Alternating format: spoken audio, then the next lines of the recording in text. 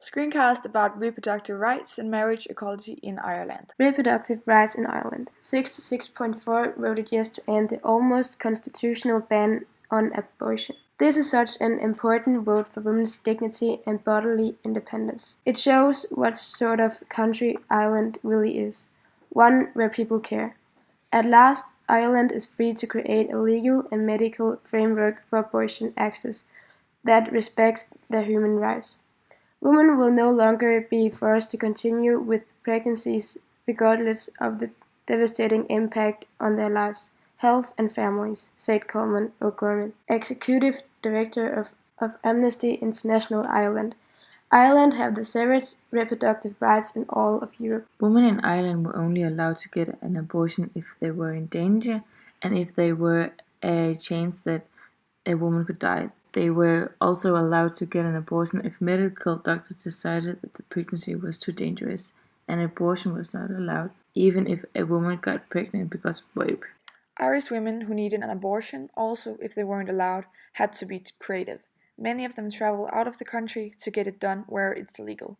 Others bought abortion pills over the internet. Some women even used a coat hanger to injure her uterus. So it's safe to say that making abortion in some way legal in Ireland was a long time coming necessity. The elections.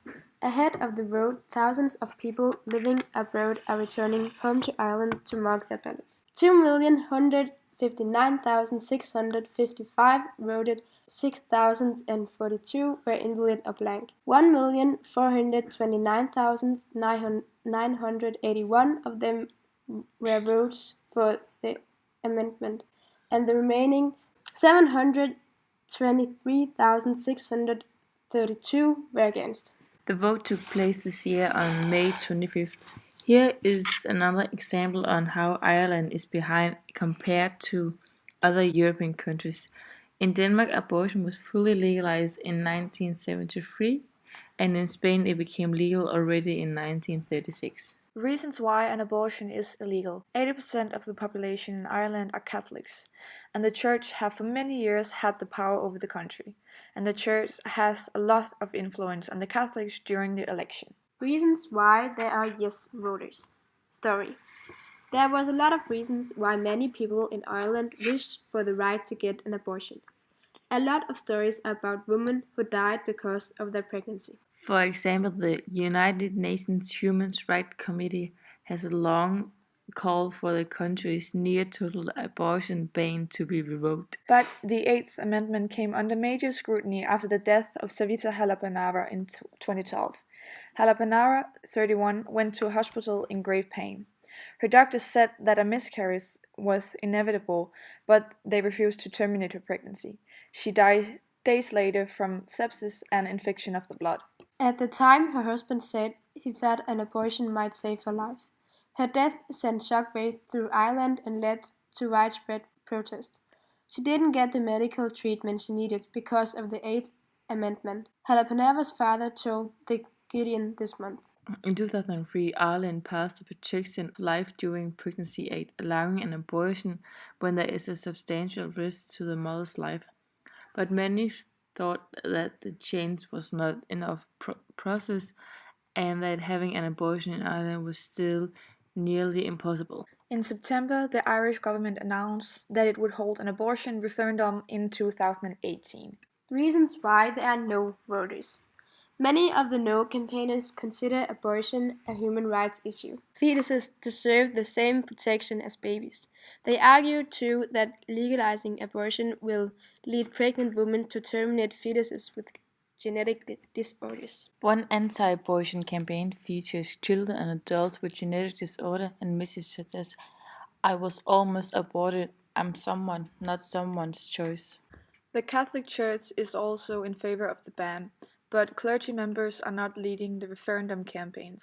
As both reported, the Church has lost much of its authority in the wake of scandals over priests sexually abusing children and the Church hierarchy shielding them. Ireland's decision to legalize abortion has inspired people in the US to stand up for their rights as well. Marriage equality. On May 22, 2015, there were a vote on same-sex marriage. There were 99.26 valid votes. there were 62.07 who voted for same-sex marriage and 37.93 voted against same-sex marriage. In Ireland, there were 60.52% who voted. This was overall 1,935,907 valid votes.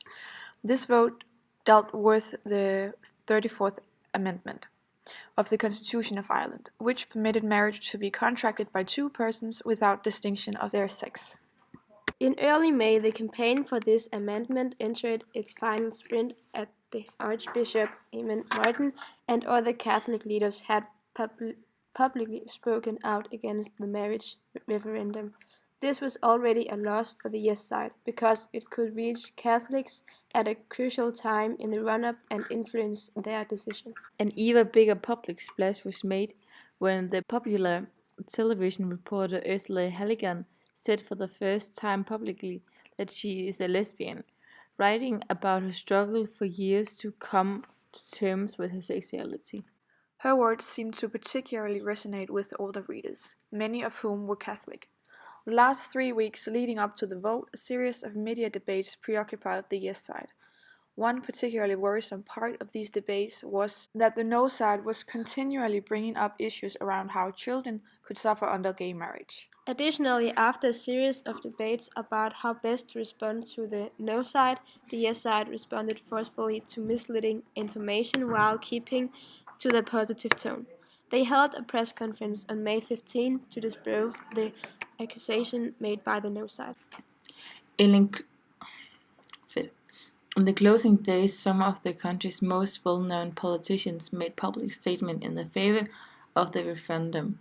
On voting day, Friday, May 22, campaign staff were prepared with a series of measures tolerated to maximize the turnout.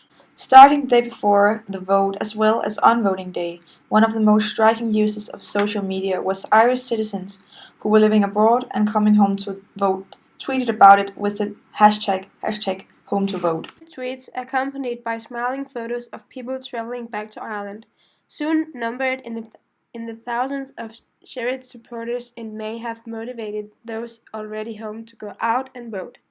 It quickly became clear that the turnout throughout Ireland was large and positive for the yes vote. And as we know, the yes side won with 60.00% of the vote, 22.14% more than what the no side got. When you think about it, Ireland are many years behind compared to other countries in the EU. In Denmark, gay marriage were approved in 2012.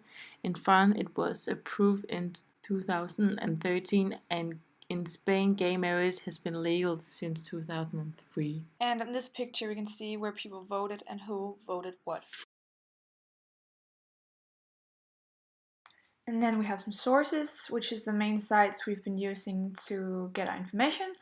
And that's the end of our screencast.